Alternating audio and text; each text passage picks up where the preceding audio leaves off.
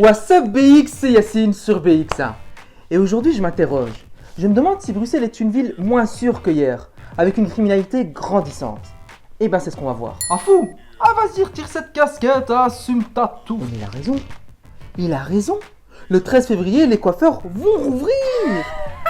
Ciao la casquette. Quelle touffe! Ouais c'est bon, allez. Générique.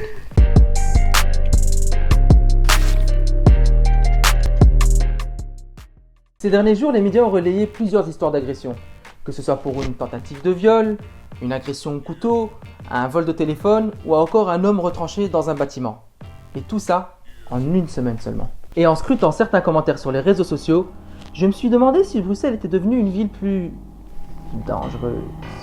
Intéressons-nous aux chiffres maintenant. Officiellement, entre 2010 et 2019, soit la dernière année normale où on ne connaissait pas encore ce fameux Covid, on pouvait encore faire la fête.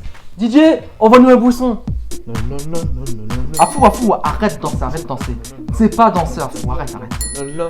Et ben en 10 ans, la criminalité a baissé.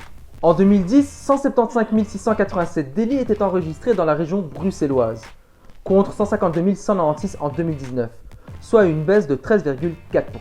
On est en deçà du chiffre national, puisqu'au niveau du pays, on est à une baisse de 14,4%.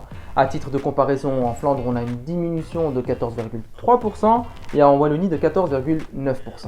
Alors chez nous, à BX, le premier délit et de loin est le vol.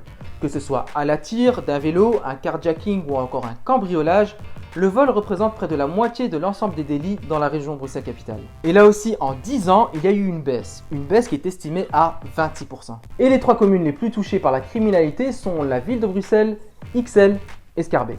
Il est compliqué d'expliquer cette diminution, mais selon la police fédérale, elle est due notamment à l'évolution des stratégies policières, à l'amélioration de la protection des biens et à une augmentation du nombre de policiers et de militaires à la suite des attentats de Paris et de Bruxelles. Mais ces chiffres sont à relativiser car ils se basent sur les plaintes que reçoit la police et sur les procès-verbaux que dressent les policiers. Et donc, ils ne prennent pas en compte toutes ces personnes qui ne portent pas plainte forcément. Qu'est-ce qui donne l'impression que la criminalité a augmenté? Eh bien, c'est ce petit objet. Aujourd'hui, tout est décuplé par rapport à il y a 10, 20 ou 30 ans parce qu'aujourd'hui, on voit cette criminalité. Un cycliste est filmé en train de bousculer un enfant et hop, il est jugé par le tribunal populaire des réseaux sociaux. Attention toutefois au happy slapping. Happy slapping parle plutôt de happy days. J'ai perdu un van moi. Et tu me diras, mais Yacine, mais qu'est-ce que le happy slapping?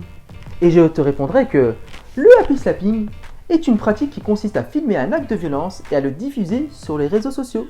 Appelez-moi Yacine Larousse. Mais attention parce que même si tu n'es pas l'auteur de cet acte de violence, tu peux être poursuivi pour non-assistance à personne en danger et risquer une peine allant de 8 jours à 6 mois de prison et ou une amende de 208 à 800 euros.